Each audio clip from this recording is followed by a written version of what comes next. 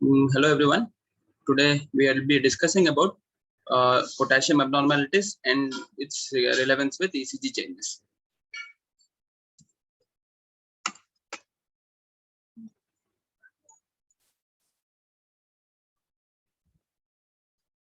So first, hyperkalemia, that is increase in potassium, which is defined as a serum potassium level of more than 5.5 millimoles per liter or 5.5 milliequivalents.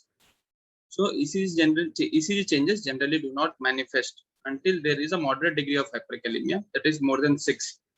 And what is the earliest manifestation? And this is a very important MCQ as well. Earliest manifestation of hyperkalemia in an ECG is increase in T wave amplitude. So there will be peak T waves. It is the earliest manifestation of hyperkalemia in ECG.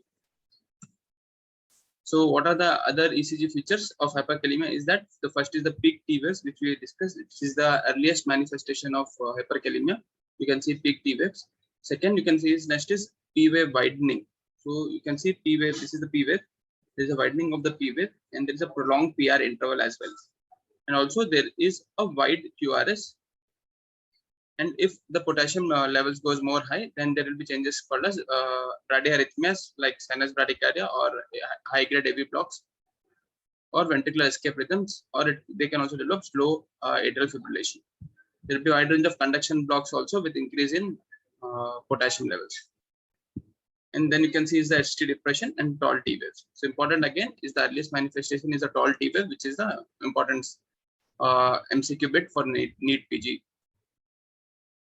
So again, we'll say the earliest is that peak T waves, which is seen when it is 5.5 to 6.5.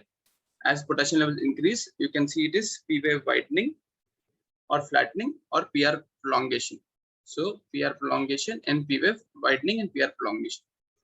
Next, as it increases more, there will be development of what is called as bradyarrhythmias, that is sinus bradycardia or high-grade blocks with prolonged QRS, bizarre QRS morphology. So that is widened QRS, you can also see. And if it is more than 9, then you say this is what is called as sine wave appearance, asystole, and there can be also development of ventricular fibrillation. So there is an important phenomena called as the push-pull effect, which will help you to remember the ECG changes in hypokalemia versus hyperkalemia. See, so hypokalemia should always be taken as a push phenomenon. So you can see there is this hand, you can see there's a push at the level of T wave. So this is a T wave. So T wave is pushed. So that means T wave is depressed. Because of this push, what happens is there is a protuberance of this wave, which is this is not a T wave, this is a U wave. So there is T wave inversion, ST depression, and a prominent U wave.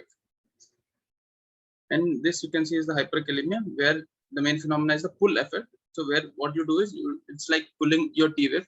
That's why the T wave appears peak, and because of that there is pulling, everything in the ECG gets stretched up, and that's how what is pull effect, creating tall tender T waves and stretching the remainder of ECG because P wave flattening, PR prolongation, and there is a QRS widening as well.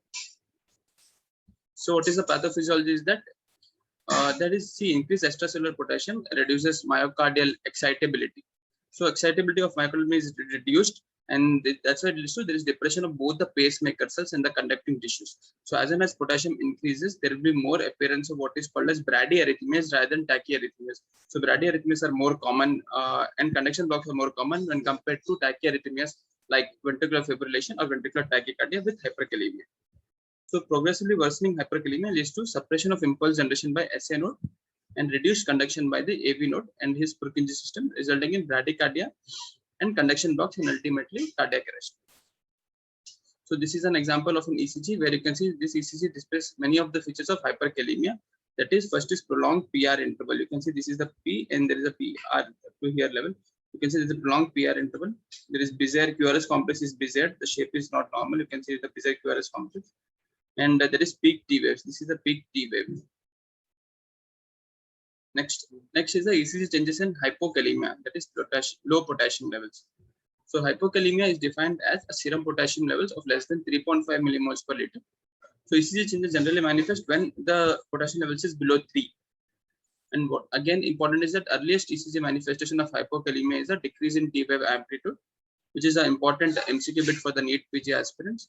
So what you have seen in hyperkalemia is that the earliest ECG manifestation of hyperkalemia was increase in T wave amplitude, but here it is reverse, that is decrease in T wave amplitude. Another thing followed by that is there is a prominence of U wave here.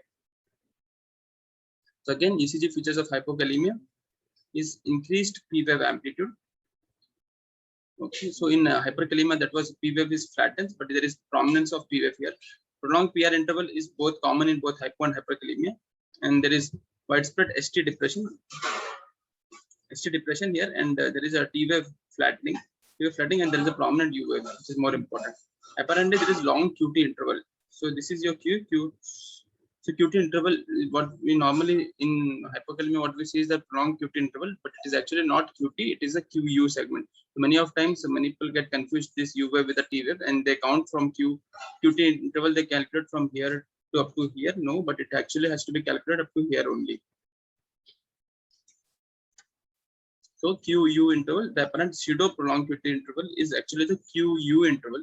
So this is the T wave which is flattened or inverted here, and this is actually your U wave. So QU interval is prolonged, not the QT interval.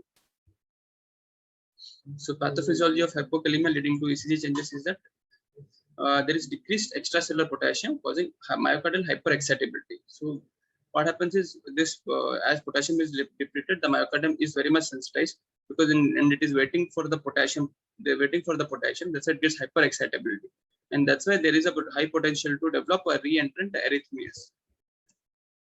Okay. With worsening hypokalemia, what happens is frequent supraventricular and ventricular ectopics, supraventricular tachyarrhythmias. So we have seen hyperkalemia causes bradyarrhythmias more commonly, whereas hypokalemia is more prone to cause tachyarrhythmias when compared to bradyarrhythmias. So it can develop atrial fibrillation, atrial flutter, supraventricular tachycardia, short circuit points. So this is an example of an ECG. Here you can see clearly, there is a T wave inversion followed by a prominent U wave. So this is a prominent U wave, and this is a T wave inversion. And there is long QU interval. So hypokalemia again, I will show you again. This is a T inversion with the U wave.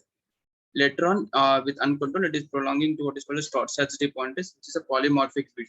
You can see there is a all the characteristics of not of same morphology. You can see increased morphology here and decreased amplitude over here. So it's short circuit point. Thank you.